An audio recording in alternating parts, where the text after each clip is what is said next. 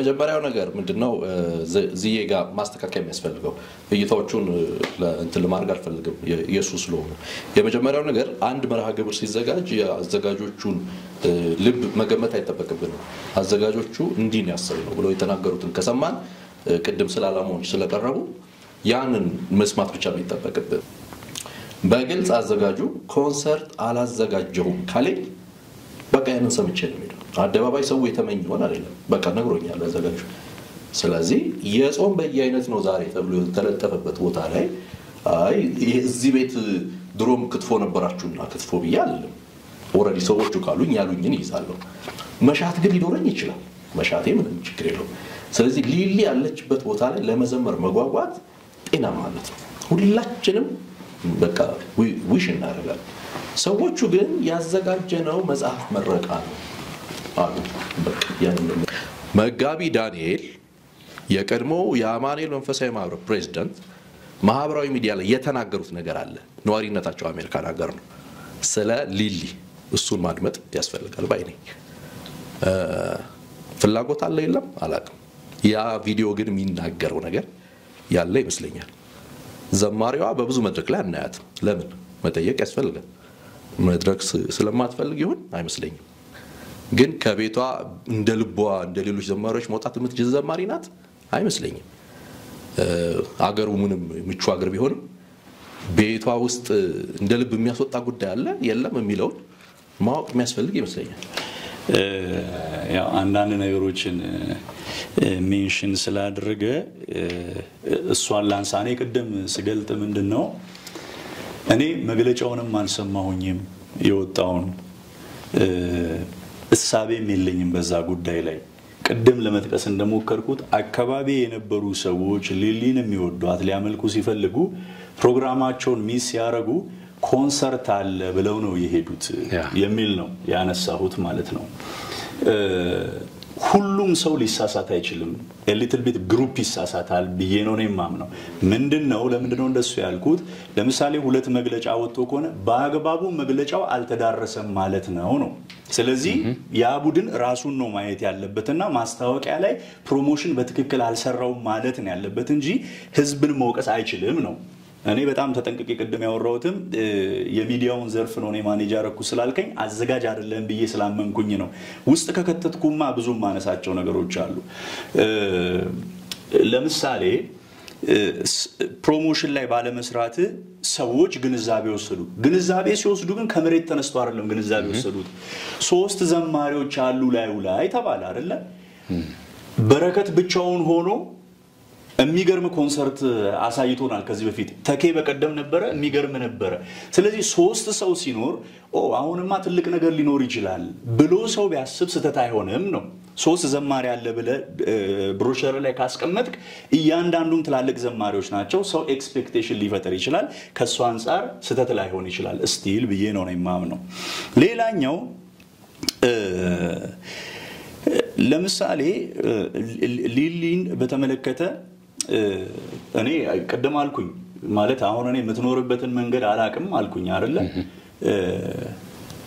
ግን ሎጂካሊ ሁኔታ ተንተና ስንሰራ እዛና እዚህ ያለን አይነት ሰዎች ነን ደግሞ እዚህ ቴብል ላይ ማንሳተም ማልፈልገው ሌላ ነገር ደግሞ አለ እኔ ለምሳሌ አሁን ከዳጊ ጋር ተያይዞ ዳጊ የሚገልጻቸው ነገሮች አንስቼ ዶትስ ምናም ሰፋ ማነሳቸው ነገሮች አሉ አሁን ስምም ተቀስኩኝ እግረ መንገድ ተገቢ ባይሆንም ማለት ነውና ከፈለክ ልትቆርጡት ይችላል እሱ ነገር አለ አሁንም ሊሊ መደገፏ በፍጹም 1 ቢሊዮን ገቢ ቢደረግላት እያንዳንዱ ቅዱሳን ቢያረጉላት ኮምፕሌን ያለው አንድ ኢትዮጵያ የለም አይደለም ወንጌል አማኝ አህዛብ ይሄን አይቋውም ሰው ስለተረዳም ይበሳጭ ሰው ሊኖር አይችልም ካለ እሱ ሌላ ችግር ውስጥ ነው ያለው ነው አሁን ይድጋፉ አይደለም ፖይንቱ 1 ሚሊዮን ብር ተሰጣለ ተገዛለ መጽሐፉን ራት ተበላለ ነው ኢሹ የሆነው ነው አምልኮ ተሰብ ወደሚል የመጣው በዚህ ነው አሁን እኮ በሱ ልክ ይደን ለነጋገር ነው ሊሆነው ማለት ነው ይሄ ነው የመጣው እሱ ለምንድነው የሆነው ይላችሁ ገበታ ለሀገር ተብሎ እኮ 5 ሚሊዮን ብር ራት ነው ምናምን ተበልቷል እኮ አላማው ምን ነበር ሀገርን ለማልማት ዶክተር አብይ ያደረገው አለ አይደለ በቃ እሱም ብሎ ትረስት የሚያደርጉ ሰዎች መጥተው አንድን ምግብ 5 ሚሊዮን ብር በልተው ያውቃሉ ብሩ አይደለም ለኛ ኢሹ ገበታ ለሀገርን እንደዛ ሲበሉ እኮ እንኳን አደረጉት እነዚህ ሀብታሞች መቆረስ እኮ ይችላሉ ብለን ነው አፕሪሺየት ያደረግነው እዚህ ጋራ ስትመጣ ግን ሊሊን ታች ለማድረግ ከሊሊ ጋራ ለማውራት እሷ ባለችበት ለመገኘት በዛ ርቀት ላይ 1 ሚሊዮን ብር ግድ ሆኖ ተገኝቷል የሚል ነው ሰው ላይ ቅሬታ የፈጠረው ማለት ነው ስለዚህ ይሄ ትክክል አይደለም ነሳን አንድ ፖይንት እናንሳ ሰሜን አሜሪካ ትኖራለች ለምሳሌ ፓስተር ከሊ እንደዚህ ብሏል እኔ እንደዋስትና አልቀበለውም የፓስተር ከሊ ንግግር እንዲ ደግሞ ብዬ ይላልው ኢትዮጵያ ውስጥ ያለ አንድ ሰው ማለት ነው እርዱኝ ብሎ ሲመጣ ለምንድነው ግን ምረዳው አይሰራም እንዴ ብዬ ጠይቃለሁ ፖይንቴን አገኘው ጥግ ድረስ ከሄድኩኝ አሁን ከሊሊም ጋር ልገናኝ ነው ማለት ወጣ መስራት አለባት እኔ ይሄንን በትምህርት ጥቅስ ውስጥ ነው የሚቀመጠው ሊሊ እንዲህ አይነት መሰረታዊ ችግር ያለባት ሴት አይደለችም ብዬ ከማመን በሚመነጭ ነው ግን ይሄ ክርክር ጎልቶ ግን ወደፊት የሚመጣ ከሆነ ማነሳው ምንድነው ኡበር ይሰሩ የለ እንደ ወዳጆቻችን እዛ የሆነ ነገር ይሰሩ የለ እንዴ 16 ሰዓት የሚሰራበት ሀገር አይደለ እንዴ እኛ እኮ ድሉም ስለሌለ ነው 16 ሀገር ሰዓት ማንሰራው እዚህ ለምን አትሰራም ብዬ እሞግታለሁ ማለት ነው ይሄንም ማነሳው ግን ለምን ተረዳች ለምን ተደገፈች ይሄ ቋንቋው ራሱ ደስ አይልም ማለት እና መስግናት በቃ ቴንክ ዩ ሪኮግኒሽን እንስጣት በሚለው ነው እንጂ እንርዳት የሚለው ትንሽ ለሷ ክብር ይመጥናል ብዬ አላስብም እኔ ስለዚህ ከዚህ አንፃር ነገሮች መታየት አለባቸው ብዬ ነው እማየው ማለት ነው ማለት አደባባይ ወጣ ጉዳይ ስለሆነ የማን አይደለም የዛ ኮሚቴን ብቻ አይደለም አሁን የጋራ ሆኗል የወንጌላውያን ሆኗል ሌላ ደግሞ ፖይንት ባይ ፖይንት ቀደም ሜክ ያረኩት ፖይንት የኔ ሐሳብ እኮ አይደለም የኔ ሐሳብ ሳይሆን መጽሐፍ ቅዱሳዊ ምንድነው ያልኩት ሎሌያ አገልጋይነትን ሳንሳ ከመጽሐፍ ቅዱስ ነው ያነሳው ሎሌያ አገልጋይ ኢየሱስ ክርስቶስ እኮ በጭንቆ ነው ዮሐንስ 13 ላይ እግር ተነስቶ ያጠበበት ቦታ ላይ እናንተም እንደዚህ አድርጓል አገልጋይ እንዲ ነው በቃ ቤንችማርክ አድርጎ ያስቀመጠው አገልጋይነትን ልክ ይሄን ያስቀመጠው ስለዚህ አገልጋይ የሚደርስበት ነው የሚዳሰስ ነው የሚነካ ነው እንጂ ሩቅ አይተን እምንሄድ ከሆነ በታሪክ ሂደት ውስጥ እንደ ሮማን ቤተክርስቲያን ውስጥ ያየናቸው አይነት ነገሮች ይመጣሉ ነው ስለዚህ ሌላ ገፍተ ካመጣኝ ሊሊ ጋር ሲሄድ ምን እንደማረግ ታውቃለህ ይሄ ሁሉ ለኔ አይገባም መሆን አልነበረበትም ብላ አሁን የምትጸጸት ከሆነ ማለት ነው ኖ አትልም ነበር ወይ ብዬ ላልኩኝ ደግሞ ምናልባት ያን የማረግ አቅም ላይ ኖር ይችላል በዛ ሰዓት መድረኩ የተያዘው በሌሎች ሰዎች ነው አንድ ፖይንት ልንገርል ሊሊ ትልቅ አገልጋይ ናት በሷ ስም በተጠራ ጉዳይ ላይ ለምን ጠቅላይ ሚኒስትሩ አይዘውም ፖይንቱ መድረክ ላይ ማይኪዛ ይሄ ለኔ የሚመጥና አይደለም ኖ ብሎ አንድ ሶሻል ሚዲያ ላይ ሲተላለፍ ያየሁት ነገር አለ አሁን እኔ ብዙ ጊዜ በማስረጃ የተደገፈ ነገር ማውራት ጥረት አደርጋለሁ ሶሻል ሚዲያ ላይ ያየው ነው ፓስተር ታምራት ዘማሪው ማለት ነው ለቀምት ነው የት ሄደ አገልግሎት ተባለ ከዛ ለቀምት አገልግሎት እስኪጠራ ፕሮግራም መሪው ሊጠራው ሲል ምን ሀፕን አደረገ ለጌታ ዋጋ የከፈለ እንደዚህ ታሰረ እንደዚህ ሆነ ምናምን ብሎ ሲል ወጥቶ ሄዳ አሉ ሰውየው ፖይንቴን አገኘ አሁን እሱ ነው ልክ የመጨረሻው እውነት ነው ያልኩ አይደለም ያለው ልክ ነው ስተት ነው ለውይይት የሚቀርብ ነው ማለት እንዲ ብሎ ቢገልጸው ምን ችግር አለው ፓስተርን ብለህ ልታነሳኮ ትችላለህ አይደለ ግን እርምጃ ወስዷል አልወሰደም ስተት ነው አይደለም እንነጋገርበታለን እድሉ ካለ ማለት ነው ግን ሰዎች እንዲ ማድረግ ችሏል ሊሊ ጋራ ራት ለመብላት 1 ሚሊዮን ሲባል ኖ ማለት ትችል ነበር ብዬ ደግሞ ወደዚህ ክርክር መጣለው ማለት ነው ይሄ ሁሉ አይነት ጉንጫ አልፋ ክርክር ግን አስፈላጊ አይደለም አንድ ነገር ላይ መተማመን ተገቢ ነው ከዚህ በኋላ የሚመጡ ዘማሪዎችም ይሁኑ አገልጋዮች በ1 ሚሊዮኑን ማሰባሰቢያ የገቢ ፕሮግራም ሌላ ማዘጋጀት ይችላሉ ከአምልኮ ከመናምን ጋር የተገናኘ ሰፍቶ ካመጡት ግን ነገም እንቃወማቸዋለን ነው የኔ point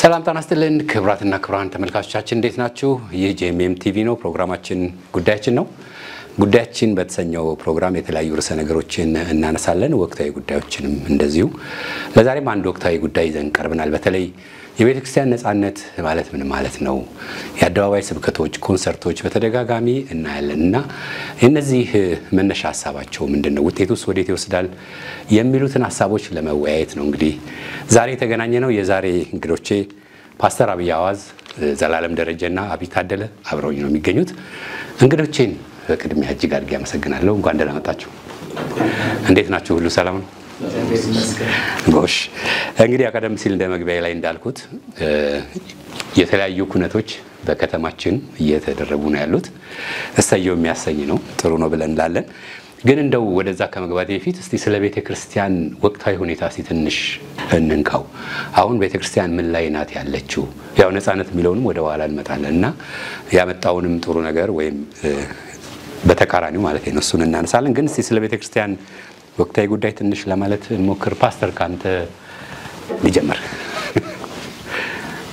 እሺ አስቀድሜ እንግዲህ ይህን እድል ስላገኘውና በዚህ ፕሮግራም ላይ ተሳታፊ እንደሆን ስለተጋበዝኩ በጣም እጅግ በጣም አድርጌ እግዚአብሔርንም ጋባዡንም አንተንም አመሰግናለሁ ያው እንግዲህ እንደሚታወቀው አሁን ቤተክርስቲያን ያለችበትን ወቅታዊ ይዞታና ወቅታዊ ሁኔታ በመናይበት ጊዜ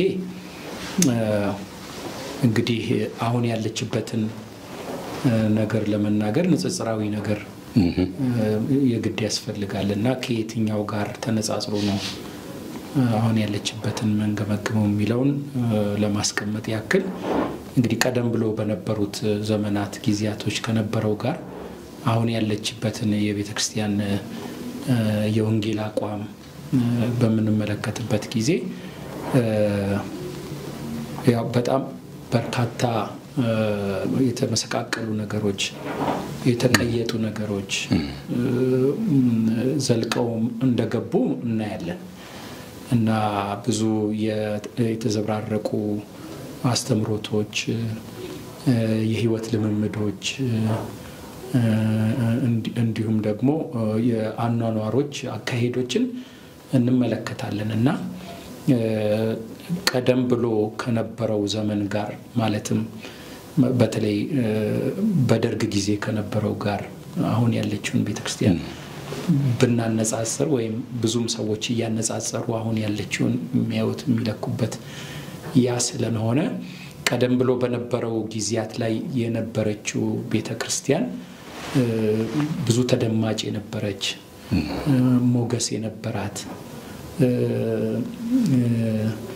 በጽድቅ አቋሟ በጣም የምትታወቅ የነበረች ናትና እንግዲህ ቤተክርስቲያን በመንልበት ጊዜ የወንጌል አማኙን ማህበረሰብ የሚወክለውን ያነሳን ያለነውና በዛ አይነት መልክ ነበረ ግን አሁን ስናይ ያ ጠንካራ የነበረው አቋሟ ጠንካራ የነበረው አናኗሯ በውጭም ባሉት እንኳን በወንጌል አማኞች ማህበረሰብ ውጭ እንኳን የነበሩት እነሱ እንኳን ሳይቀር ድሮና ዘንድሮ ይያሉ የሚያስቀምጡት ነገር አለና የሚያዩት ነገር ስላለ ማለት ነውና በመናይበት ጊዜ ብዙ እንደተሸረሸረች እንደላላች እንመለከታለን ዘልቀው የገቡ የተቀየጡ ነገሮች እንዳሉ እንመለከታለን እና አሁን ቤተክርስቲያን ምናልባትም እኔ ልክ በነህምያ ላይ እንዳለው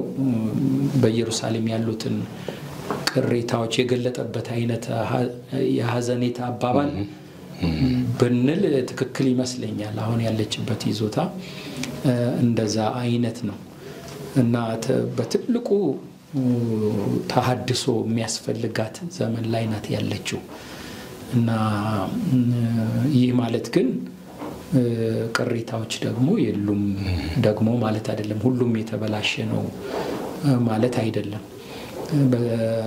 በአስተምሮትም በህይወት ልምምድም በአኗኗርም በአካሄድም ደግሞ እንደቀደመው ከቀደመው ዘመን በላይ እየኖሩ ደግሞ ያሉም አሉ ሁሉ ጊዜ በዘመናት መካከል ቅሬታዎች አይጠፉም እና እንግዲህ እኔ የምመለከታት እንደዚህ ቤተክርስቲያንን ፓስተር በጣም ግሩም አድርጎ አስቀምጧታል ምናልባት ባጭሩ እኔ ሰሞኑን ከአንድ ሰው ጋር ሚዲያ ላይ ውይይት ስናደርግ ነበርና ከዚህ ከድረ ዘመናዊነት ጋር አያይዞ አንዳንድ ሀሳቦችን ያነሳ ነበርና እኔ በሱ ምንጽር ማየት የተሻለ ይሆን ብዬ አስባለሁ ምክንያቱም የሚደረጉ ኩነቶችን ስትመለከት የሚዲያ እንቅስቃሴዎችን ስትመለከት የመድረክ ነገሮችን ሁሉ ስትመለከት ሁሉም የራሱ እውነት ያለው ሁሉም በቃ የኔ ነው ልክ እኔ ነኝ የሚልበት አይነት ሁኔታ በጣም ገዝፎ ተመለከታል እና ልክ የመሳፍንት አይነት ዘመን ብሎ በታሪክ የምናውቀው አይነት ነገሮች ላይ ነው እንደሱ ነው የምትመለከተውና ምናልባት ነፃነቱ የፈጠረው ነው ምናልባት ጊዜ ካለ በኋላ ላይ እንመለከተው እንችላለን ግን በዋናነት የዚህ የድረ ዘመናዊነት አስተሳሰብ በደንብ አርጎ ገብቶ ውስጣችን ቤተክርስቲያንን ቻሌንጅ ያረጋት እንዳለ ተመለከታለና ሰሞኑን ማህበራዊ ሚዲያ ላይ አንድ ነገር ጽፌ ነበርና ወንጌላውያን ወደ አባት ጦት እንዳይሄዱ ስጋት አለኝ የሚል አይነት ነገር ስጋት ስለነበረኝ እሱን አጋርቼ ነበርና ምን ማለት ነው አባት ምንጭ ነው መገኛ ነው አባት ስትል ወደ ኋላ ሄደ ሶርስ ነው አባት ደግሞ የሚፈራም ነው የሆነ የሚከበር ሬቨረንስ ነው አይነት የለም አክብሮታዊ ያለ እና እኛ ልጆች ሆነን ጎረቤት ሰፈር ሁሉ አባታችን ስለነበር የግድ ወላጅ አባታችንን አንጠብቅም መንገድ ላይ ላለመቆም ማንኛውም ያከባቢ ሰው ሲመጣ ደበቅ ለማለት ምን ሆነበት አይነት ህይወት ነበርና አሁን ግን ሚዲያ ላይ በታይ በቤተ ክርስቲያን በተለያዩ ታም እንቅስቃሴ ስታይ አባት የሆነ የማይፈራበት የሚመስል ሁኔታዎች አሉ እሱ ብቻ ሳይሆን ቀደምት አባቶችም በነፃነት ስማቸው ተነስቶ በየአደባባይ በየሚዲያው የሚጠለጠሉበትና ምንም እንዳላረጉ አይነት የሚነገርበት ሁኔታ ስታይ ይሄ ድረ ዘመናዊነቱ ገብቶኛ መካከል በቃ ሁላችንም የራሳችን እውነት አለ ልክ ነኝ እሱ ልክ ነው ማመስገንም ልክ ነው ማስደብም ወይም ማጠልሸትም ልክ ነው አይነት ነገር ነውና ይሄ ነፃነቱ የፈጠረው ነው ምናልባት ወደፊት ምን እንደምስለኛል በዚህ መነጽር አያለው ለማለት ያክል ነው እሺ አመሰግናለሁ በጣም ያው በጣም ቆንጆ ሐሳቦች ተነስተዋል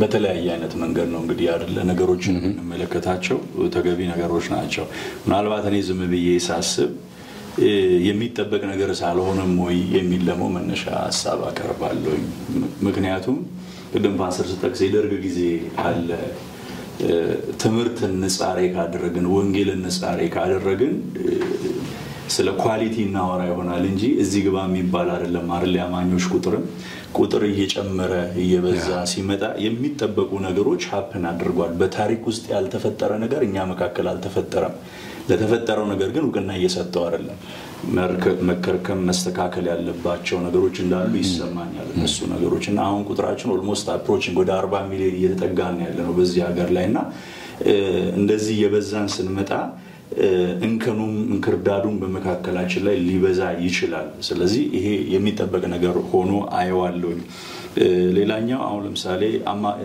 በትምህርት ጌታን ደግሞ ልታመሰግን የሚገባበት ደግሞ ዘመን ነው ብዬ ማስባለሁ ምክንያቱም የትምህርት አማራጮች የዛሬ 20 አመት አልነበሩም እዚህ ሀገር ላይ በጣት የሚቆጠሩ ሰባኪዎችን እናውቃለን ፍሮንት ላይ ሞተው እምነታቸውን ሊመክቱ የሚችሉ አይነት ሰዎችን ማለት ነው አሁን ግን በየቤተ እምነቱ እጅግ በጣም በርካታ ሰዎች እናገኛለን ነጥረው ደግሞ ወደፊት ለፊት መጣው መከላከል የሚችሉ ማስተማር የሚችሉ ላክ ኤክሰለንስ ባለው መንገድ የሚሄዱ ሰዎች ሊኖሩ ይችላሉ ብዬ ዝም ብዬ አስባለሁ ሌላውን ዝም ብሎ ነገሩ ለማሳጠር ያህል አቢ እንዳለው የድረ ዘመናዊነት ተጽዕኖ በጣም ትልቅ ነው ኢትዮጵያ ላይ ብቻ ሳይሆን የትም ቦታ ላይ ማለት ነው አሁን ዘመናዊነት ቅድመ ዘመናዊነትና ድረ ዘመናዊነት አይደል ብለን የምንለየው ምንድነው የነበረው ብለን ስንል በቅድመ ዘመናዊነት ዘመን ላይ እግዚአብሔር አንደኛ ነው የነበረው በሰው ታሪክ ውስጥ ቤተክርስቲያን ሁለተኛ ነው የነበረችው መንግስት ሶስተኛ ነው የነበረው ሰው ደግሞ አራተኛ ነው የነበረው ዘመናዊነት ሲመጣ ግን ሰውን ገለበጠውና ሰውን አንደኛ አደረገው እግዚአብሔርን መጨረሻ አደረገው ማለት ይሄ በስነ ጽሁፍ ተገለጠ በፖለቲካ ሐሳብ ተገለጠ በተለያዩ ርዕዮተ ዓለሞች ተገለጡ ድረ ዘመናዊነት ደግሞ ሲመጣ በሁለት ጎን ስለት ይዞ መጣ ምንድነው ያደረገው እሱ ደግሞ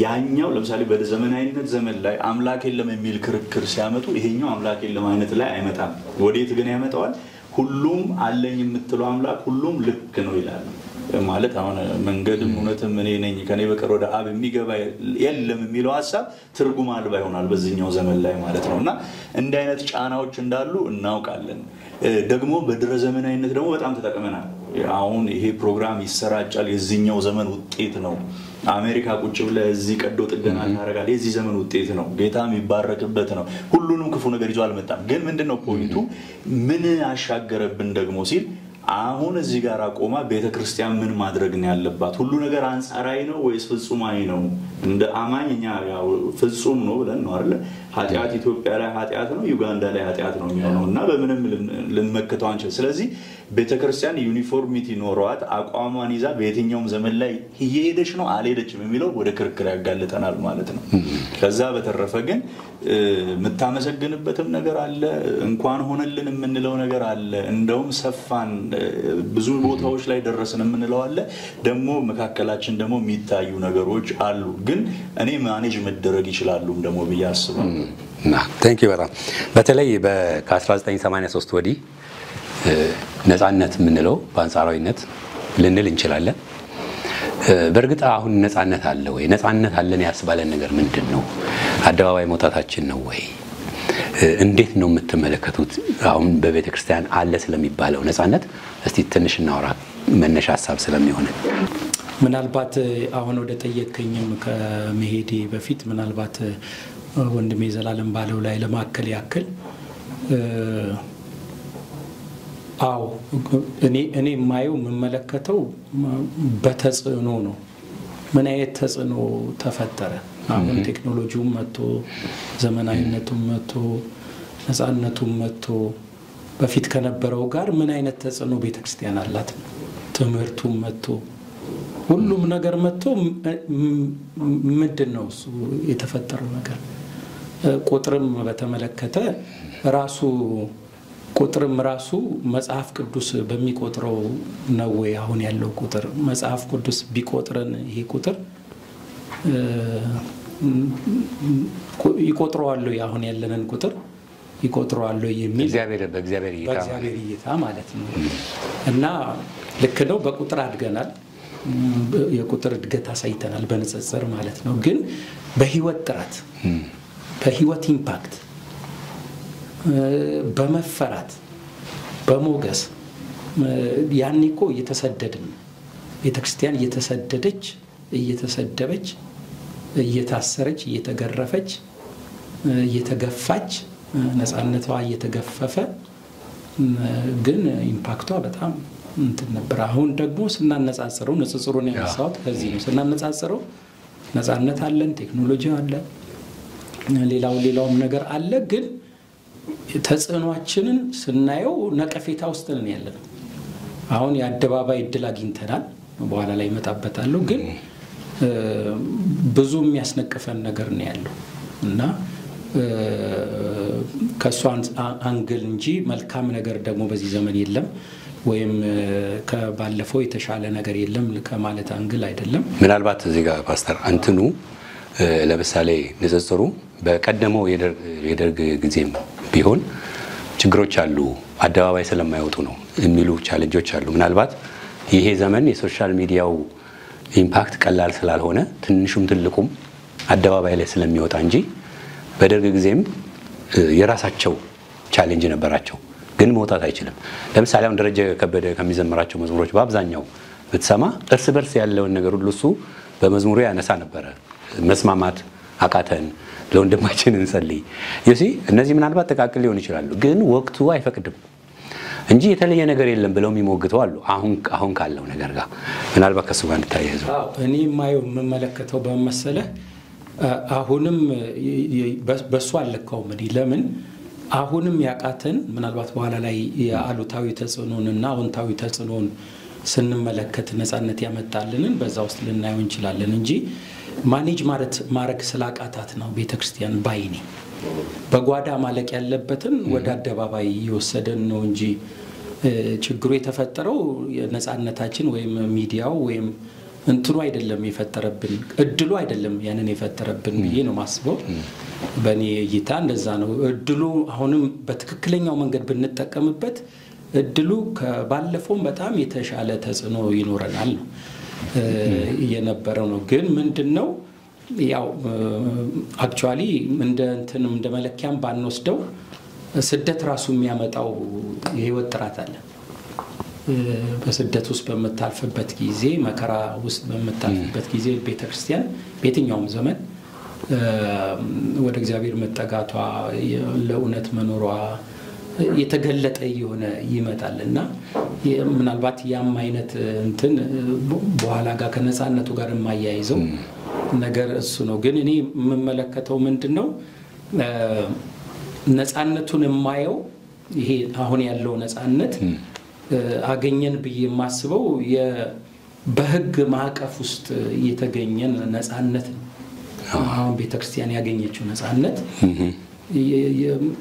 በህግ ማዕቀፍ ልታገኝ የተገባውን ነጻነት ድሮ የተነፈገችውን አሁን አግኝታለች። የህግ እውቅና ማለት ነው።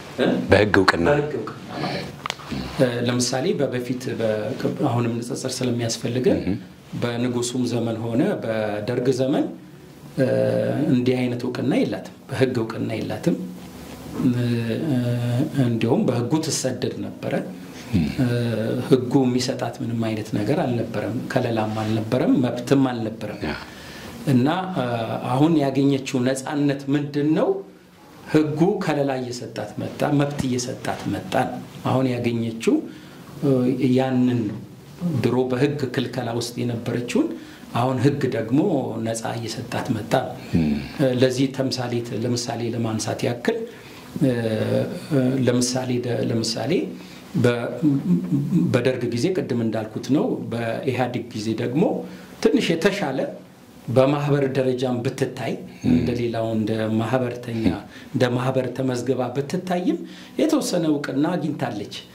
ግን እንደሌሎቹ ቤተ እምነቶች በህገ መንግስቱ ወይም ደግሞ በአዋጅ የተደነገገ መብትና እንትን አልተሰጣትም ነበር።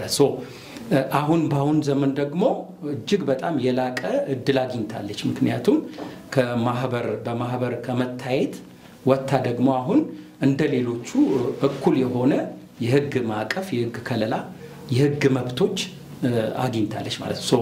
በዚህ የህግ መብቱ ራሱ የሚሰጥህ ለምሳሌ አንዱ የሰጣት እድል ምንድነው? የማምለኪያ ስፍራ ማግኘት ትልቅ እንትን ነው። በጣም በርካታ አብያተ ክርስቲያናት የማምለኪያ ቦታ፣ ስፍራ፣ መሬት የማግኘት እድል አግኝተናል። እንግዲህ በደርግ ጊዜ ብታይ የነበረውም ተነጥቋል፣ የነበረውም ተወርሷል፣ የነበረውም ተወስዷል እንኳን ሊሰጥ ማለት ነውና ይሄ አይነት እድል አሁን መጥቷል። ይሄ በጣም ኢንካሬጂንግ ነው፣ በጣም ደስ የሚል ነው። አንዱ ያገኘችው ነጻነት ይሄ ነው። የመቃብር ስፍራም እንደ ምሳሌ መውሰድ እንችላለን። ሌላው ደግሞ አሁንም የአደባባዮች ወንጌልን፣ እምነቷን፣ አገልግሎቷን በነጻነት በአደባባይ የመናገር የመስበክ እድል አግኝታለች። ይሄ የህጉ በህግ ማዕቀፍ ውስጥ ያገኘችው ነጻነት ነው። በፊት ያልነበረ ነው።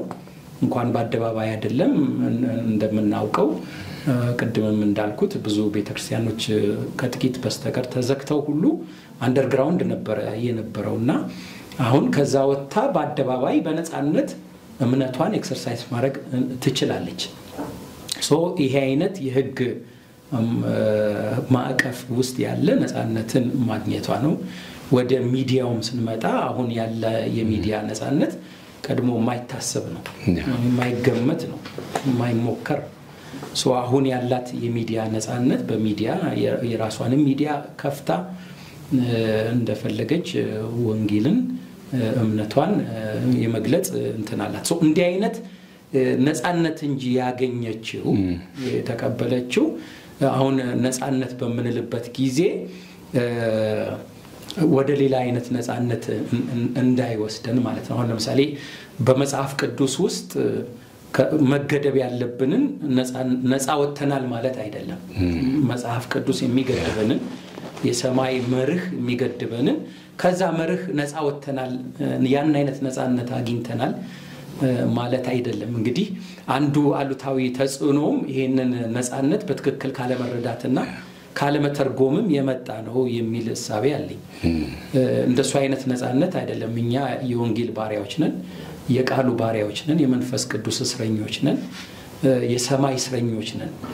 ለዛ ነፃነት አንወጣም መቼም ነፃነት የለንም እና በዛ በቃሉ መርህ ውስጥ በግዴታ በወንጌል መርህ ውስጥ በግዴታ መጓዝ አለብን። እንግዲህ ይሄንን ባለመገንዘብ ባለመረዳት ወይም የነፃነትን ትርጉም በትክክል አፕላይ ባለማድረግ የሚታዩ ናቸው ባይናይ ቅድም ወንድሜ ዘላለም እንዳለው የሚታረሙ ናቸው። ታርመው በትክክል ነፃነታችንን ልንጠቀምበት በትክክለኛው መንገድ ልንጠቀምበት የምንችላቸው ናቸው የሚላልኝ። በጣም አመሰግናለሁ። ያው ከዚሁ ጋር በተያያዘ አብይ አንተ በዛው ትመልስልኝ ነው። ምንድነው ራሱ ነፃነት ማለት? አንዳንድ ጊዜ ምናልባት ከትርጉሙ ወይም ደግሞ ከገባንና ከአመለካከታችን ሊለያይ ይችላል ብዬ ነውና ምንድነው ራሱ ነፃነት የሚለውን በዛው አያይዘን ወደ ቀጣይ ያቀርባል። ምናልባት ፓስተር ላይ ከሱ ሐሳብ ተነስቼ ለመናገር ልሞክር። በህግ ያገኘነው ነፃነት ያለው ተመችቶኛል። ምክንያቱም ከቀደምት ካሉ ነገሮች አንፃር ስትመለከተው አሁን በአዋጅ የተቋቋመ የኢትዮጵያ ወንጌላውያን ቤተክርስቲያን ካውንስል የሚባል ተቋም አለ። ስለዚህ ከዚህ ተቋም በፊት የኢትዮጵያ ኦርቶዶክስ ተዋሕዶ ቤተክርስቲያን ብቻ ናት በአዋጅ ስልጣን በአዋጅ ቤተክርስቲያን ሆና የነበረችው። ሌሎቻችን ያ ስልጣን ወይም ነፃነት አልነበረንም። አሁን ይሄንን አግኝተናል። ግን እዚህ ጋር አንድ ነገር ጫን ብዬ ወደዛኛው ለመሄድ ስለፈለኩኝ ነው። ይሄ ማለት ግን አሁንም አንጻራዊ ነፃነት አለ ለማለት የሚያስችል አይመስለኝም። ምክንያቱም ሩቅ ሳንሄድ እንኳን በዚህ ሳምንት በጅማ ሰጠማ የሚባል ወረዳ አካባቢ አዋሽ እንደገና አፋር አካባቢ የቃሊዮት የመካኒሶስ ቤተክርስቲያኖች አሁን እኛ ውይይት እናደርግ ሰዎች የታሰሩበት ወቅት ነው። ቤተክርስቲያናት አሁን በዚህ ሳምንት የፈረሱበት ወቅት ነው። ስለዚህ የሆነ አካባቢ ላይ የነፃነትን ትርጓሜ እንመጣና እናወራዋለን። እኛ ነፃነት ብለን በምንለው ሐሳብ ውስጥ አሁንም ግን ቤተክርስቲያን በስደት ውስጥ እንዳለች በኢትዮጵያ ምድር ውስጥ ማለት ነው ማየት አስፈላጊ ይመስለኛል። ከዚህ 1-2 ወር ወደ ኋላ ብትመለከት ወደ ስልጤ ወራቢ አካባቢ ላይ አሁንም ድረስ ያልተመለሱ የቤተክርስቲያን እንቅስቃሴዎችን ትመለከታለህ። የፈረሱ ግንባታዎች ከዛ ለመገንባት እንኳን አስቸጋሪ የሆኑባቸው። ስለዚህ ለማምለክ ህጋዊ የሰጠው መብት እንኳን ቢኖር እንደ አንዳንድ ክልሎችና አካባቢዎች የተወሰነም እንደሆነ ማየት ያስፈልጋል። የነፃነትን ትርጉም እንግዲህ የተለያየ ልንይዝ እንችላለን ብዬ አስባለሁ። እኔ ግን ነፃነት ምናልባት እናንተ ትጋሩኝ እንደሆነ ባላቅም የዶክተር ማይልስ ሞንሮ የነፃነት ትርጓሜ ለኔ ይመቸኛል። ምን ማለት ነው? The Burden of Freedom የሚለው መጽሐፉ ላይ ነፃነት ነፃ መሆን ማለት ሳይሆን ይላል ራስን መቻል መብቃት ነው የሚል ትርጓሜ ያስቀምጣል። ስለዚህ አንድ ሰው ከቤተሰቡ ነፃ ነው ሲባል አድጓል፣ በቃ ራሱን ችሏል፣ ራሱን አውቆ የማስተዳደር ይችላል የሚል ትርጓሜ ያለው ይላል። እሱ ይሄንን የሚያነሳው ለምሳሌ እስራኤላውያን በምድረ በዳ ሲጓዙ የሚመግባቸው እግዚአብሔር ነበር ይላል። በደመና በእሳት አምድ ነበር የሚመራቸው ይላልና የምድሪቱን ፍሬ ሲበሉ በቃ ከዛ ከግብጽ ባርነት ነፃ ወጥተዋል። ያ ነፃነታቸው ግን አሁን ምንድነው? ራሳቸው እንዲያስተዳድሩ ኮትኩተው ምድሪቷን እንዲሰጣቸው እንዲያኖሩ የሚያደርግ በሚል ሐሳብ ውስጥ ነው ያስቀምጠውና የትርጉም ለኔ ይመቸኛልና ወንጌላውያን ነፃ ነን ወይ በዚህ ትርጉም ብለን ካየነው ራሳችንን መጠየቅ የሚያስፈልግ ይመስለኛል። ምክንያቱም ራሳችንን ችለን አሁን በሀገሪቱ ላይ ሀገሪቷን በሚገባ በማህበራዊ በፖለቲካው በተለያየ ሁኔታ ማስተዳደር ችለናል ወይ? በቅተን ራሳችን አቅተናል ወይ የሚለውን ጥያቄ መጠየቅ ያስፈልጋል። አንዳንድ ክልሎች በተለይ ቁጥራችን ከፍተኛ በሆነበት በአመራርም በስፖርቱም በሁሉም ዘርፍ የኛ ወንድሞች በሆኑባቸው አካባቢዎች እንኳን ሳይቀር ሰላማችን እንዴት ነው? ፖለቲካዊ እንቅስቃሴያችን እንዴት ነው? ማህበራዊ እንቅስቃሴያችን፣ የኢኮኖሚ እንቅስቃሴያችን እንዴት ነው? ለልምድ ልውውጥስ እንፈልጋለን ወይ የሚለው ጥያቄ ለምክር ለሐሳብ እንበቃለን የሚለው ነገር እኔ እንድጠይቀው ያደርገኛል። ስለዚህ ለኔ ነፃነት በዚህኛው ትርጉም እንዳየው ሞር ይገፋኛል ማለት ነውና ከዚህ አንፃር ስመለከተው ነፃነት ለማለት እቸገራለሁ። ገና አልደረስንም እዛ ነፃነት ውስጥ። ይሄኛው ትርጉም ይስማማኛል። ግን በዛኛውም ትርጉም ቢሆን ቅድም በመናወራው በሱም ቢሆን ግን ለቤተ ክርስቲያን ጠቃሚ መስሎ የሚታየኝ ከትልቅ ይቅርታ ጋር በጣም ነፃነት ደስ የሚል ነገር ነው ሁላችን የምንመኘው ነው ግን ለቤተ ክርስቲያን ጠቃሚ የሚሆነው በታሪክም እንደምትመለከት ነው ነፃነት ከተባለው ዘመን ይልቅ ቤተ ክርስቲያን በስደት ወይም በተግዳሮት ውስጥ ያለፈችበት ዘመን ለቤተ ክርስቲያን ጠቃሚ ዘመን ይመስለኛል ፍሬያማ የሚያረጋት ዘመን ያ ይመስለኛል ምክንያቱም ቤተ ክርስቲያን ከዚህ ዓለም አይደለችም ከዚህ ዓለም ስርዓት ከዚህ ዓለም ሁሉ ፖለቲካ ማህበራዊ ሁሉ ነገር ከዚህ ዓለም አይደለችም ከሰማይ ስለሆነች ይሄ ዓለም ሊመቻት ስርዓት ሊሆናት አይችልም ስለዚህ በታሪክም ከፖለቲካ መንትኖች ጋር ተጋብታ ከፈጠረቻቸው ተገቢ ካልሆኑ እንቅስቃሴዎች አንፃር ሁሉ ቤተ ክርስቲያን እየተገፋች ያበበችበት ሳትፈለግ ፍሬያማ የሆነችበት ሳትወደድ ጣዕሟ የተፈለገበት ሽታዋ የተሰማበት ያኛው የተሻለ ያረጋታል ቢያስባለውና እኔ ነፃነትን ትርጉሜን አግኝታይን ከሆነ የነፃነት መብቃት የሚለው ለኔ ሞር ስሜት ይሰጣል የሚለው ለማሳት በጣም አሪፍ በዚሁ ላይ ዘሌ ሐሳብ ጨምረው ካለ ተጨምራለህ ግን የቤተክርስቲያን ነፃ መሆኗ ምንድነው ያመጣላት ነገር ጎርቷታል ጠቅሟታል የሚለውን በዛው እንዳሰስ እሺ አመሰግናለሁ ቆንጆ ሐሳብ እየተነሳ ነው ቅድም የተነሱ ሐሳቦችን መጨረፍታ ለመንካት ያህል ምንድነው አጨቃጫቂ ርዕስ ነው ንጽጽር ውስጥ ስትገባ በጣም ከባድ ነው የሚሆነው ብዙ ጊዜና አሁን እኔ ብዙ ጊዜ የምሟገትበት ነው አቤት አስተውስ እንደሆነ ከዚህ በፊት ባወራንበት ላይ የተለየ ነገር ነው እኔ የሚይዘው እዚህኛው ላይና ምንድነው አሁን ሜሶች አሉ መደበላለቆች አሉ እሱን ለመፍታት አባቶችን የማጣት የሚመስል ቀደም ያነሳው አለ አይደለ ይሄ የምን ጣጣ ነው ማን ይወለደው እንዴት መጣ የሚለው ነው ዝም ብዬ ስመለከት እኛ እንደ ወንጌላውያን እኮ ሚስ አድርገን ያለፍነው ነገር ያለ ይመስለኛል ለቀደሙ አባቶቹ ቅናቋ አልሰጠንም ለምሳሌ ወንጌል መጽሐፍ ቅዱስ ብቻ የሚል ሐሳብ ስለያዝን ያለፉ አባቶች ከሐዋርያት ቀጥሎ የነበሩ አባቶች ምን በሆኑ ጉዳይ ላይ ምን አይነት አቋምን ይዘው ነበር የሚለውን ዕውቀቱም አልነበረንም አብዛኞቻችን አስፈላጊነቱም አይታየንም ነበር ከኛ በአንጻሩ የኢትዮጵያ ኦርቶዶክስ ቤተክርስቲያን ብዙ ጊዜ ይታወቃሉ አባቶችን ሜንሽን በማድረግ ይሄ ስፒሪት ነው የሚቀጥል ነገር ነው እነሱን ካከበር ከነሱ ላይ ዕውቅና ከሰጥ ሁሉንም ተቀበላለ ማለት አይደለም ይነሱም ነገር ግን የሆነ ነገር ላይ ያልከሰት መጣላ አባትነት ዋጋ ሰጥተ በመጥመጣበት ጊዜ ጄነሬሽን ላይ ተሰራለ እሱም ባልሰራበት ሁኔታ ላይ ሆነ እኔ መጥቻ አባት ሉን ደሞ ብለስትል የሚሰማት ውልድ አይኖርም ማለት ነው ይሄ እንደው ከጥንቱ ጋር ከማነጻጸር ነው ይሄን ያነሳውት ሌላ ግን በእኛ ሀገር ላይ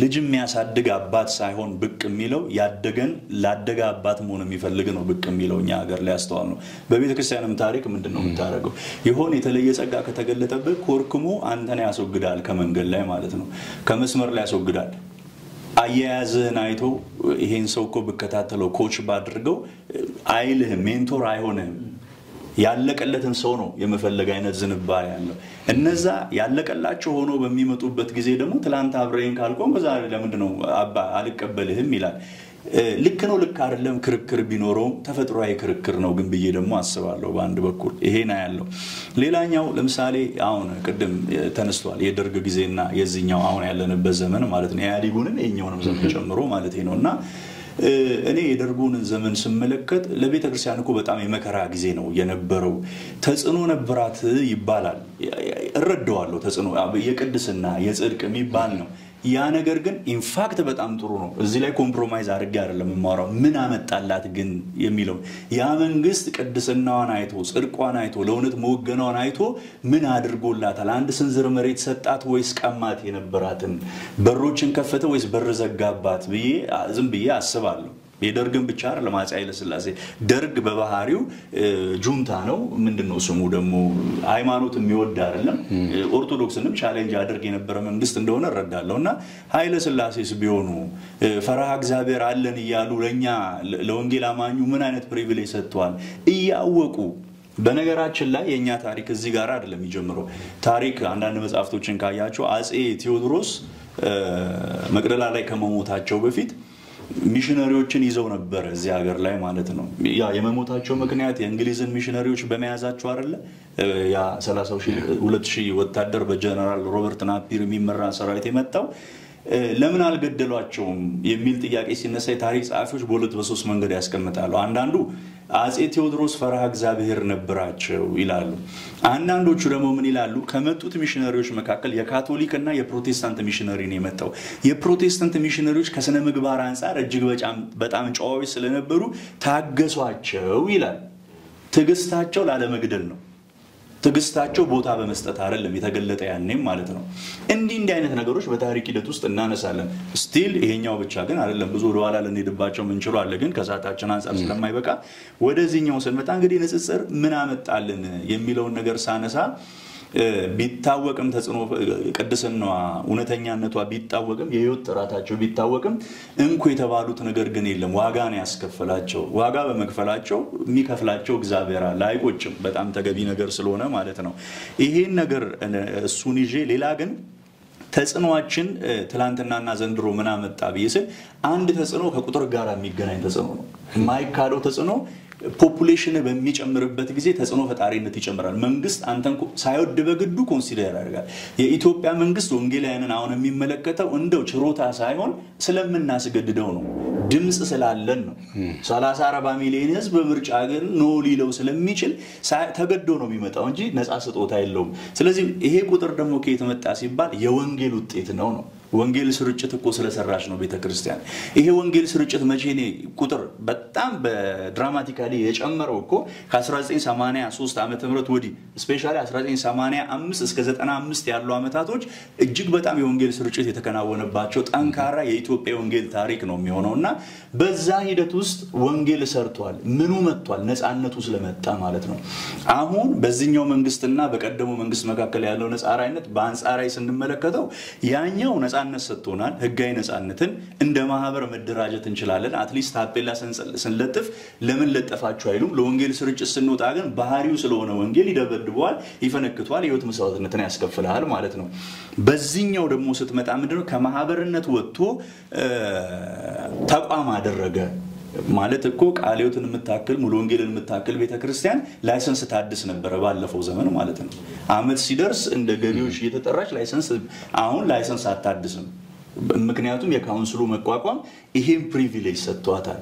ስለዚህ አንዳንዴ ምኑን መለከታለው ተጽኖአችን ጎልቷል የሚለውን አነሳና ነፃነት የሚለውን የተወሰነች ነገር ለመንካት ያህል ምንድነው እንግዲህ በህግ የተሰጠን ነፃነት ያው በህግ ነው የሚሰጥ። አንተ ስለፈለክ አይደለም።